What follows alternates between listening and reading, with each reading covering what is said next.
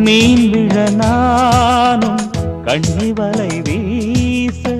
மான் விழ பார்த்தேன் கண்ணிரண்டும் கூச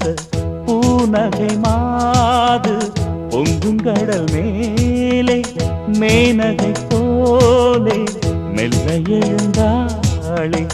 எல்லாம் என் யோகம் என்பேன் பொன்னான நேரம் என்பேன் சிற்பத்தை வீட்டில் சேர்த்தேனா யாருக்கு சொந்தம் என்று யார் சொல்லக்கூடும் இன்று என்றாலும் காவல் காப்பவன் நான் கண்ணீரில்லாமல்